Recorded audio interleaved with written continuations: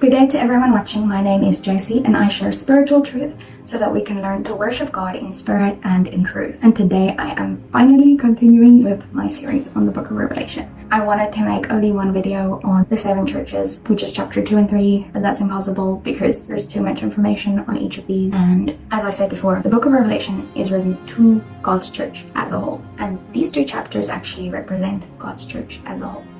Yes, bold claim, I know, and I just told you who exactly the 7 churches are. They are you and me. We are the church as a whole. That is who this book is addressed to, and that is why these 2 chapters are so important. I know a lot of people want to hear about the future and things to come and think that that's more exciting, but honestly, seeing the history of the church play out through the centuries, I would argue that's just as interesting. And to me it is. Maybe it isn't to you, but whew. There is so much, and our God is so good. He hid all of these future events that would occur in the church in a book written 2,000 years ago. Guys, we see the entire history of the church play out when we look at the 7 churches. I didn't want to teach it like this. I wanted to just go into it with the mindset that the 7 churches represent these 7 physical churches, but then also 7 different kinds of churches. But then I realized, as I looked into it more and consulted other people's work who have looked into it more and have actually studied it for years, some of these churches are no longer with us. And some of them are, but each period in history had one of these churches where they were dominant. And right now, we're seeing the Church of Laodicea. I'm not even going to go into detail about the Church of Laodicea in this video, but when you hear the name and the meaning of its name, which is what I'm going to do, I'm going to look at what their names represent. And when you see the meaning of the name of the Church of Laodicea, you're going to understand why I personally feel like this is the church that we are currently living with. Okay, that's significant because that means we've gotten to the end of this journey. We've gotten to the end of the list, which means that yes, Jesus can come back at any moment. And once again, I'm not saying he's coming back tomorrow, but he could. He could come back at any moment. He could come back 10, 20 years from now, but we're getting close. We are getting close. Without further ado, let's actually get into who are these 7 different churches though. The first one on the list is Ephesus. And the name of this church was My Darling. It meant beloved, beloved of God. God loved this church. That's what the name tells us. And I'll tell you some more about them in the video, which doesn't always line up with the name. And sometimes their names don't always line up with what actually happened there. But in many cases it actually does. Alright, church number 2, Smyrna. The word Smyrna means myrrh.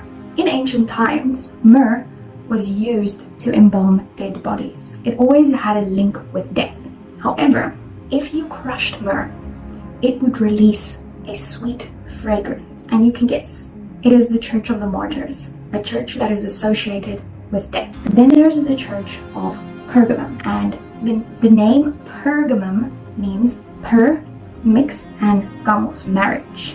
So it represents mixed marriage. This name, however, could also be linked to height or being elevated, and the Church of Pergamum was actually physically built on a hill. Then there's church number 4, Thyatira. Thyatira could mean daughter. That's one possible meaning. However, a much more common understanding of this name is continual sacrifice, or a sweet sacrifice, a fragrance of sacrifice. Interesting. You'd think that sacrifice would always be something good, but in the case of Thyatira, it's actually not always good. Then we've got Sardis. This is the only church where there is no agreed upon meaning for their name, or we have no definite meaning. Now there are 2 meanings that it could possibly be linked to that have been put forth, and I think they're both pretty interesting, but also the fact that it kind of lost its meaning.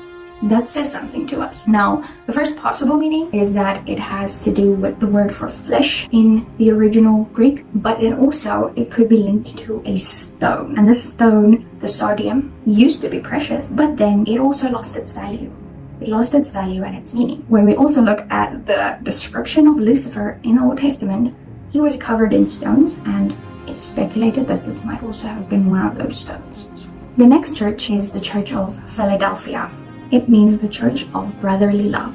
An even more beautiful translation of this name that I found is the city of him who loves his brother. Wow. I want to go to that church. I don't know about you. If we actually go into what happened in this church, or is happening in this church, it's a lovely name, but there are some things that maybe we won't want to deal with. in the lost church, the church of Laodicea. What does their name mean? Their name means Lao, or the lay people, and to rule. So in this church, the people rule. Now, when God is going to rule, he is going to execute his justice. You guys aren't going to like this, and to some people this might seem like a stretch, but just hear me out, okay? So when someone is ruling, their justice is at hand, right? When people get together, what do we call it? We call it social justice. Laodicea represents the church where the people's opinions reign. If you liked the video, then remember to hit the thumbs up. And also, if you want to know a bit more about who each of these churches represents in our world, then remember to also subscribe for more.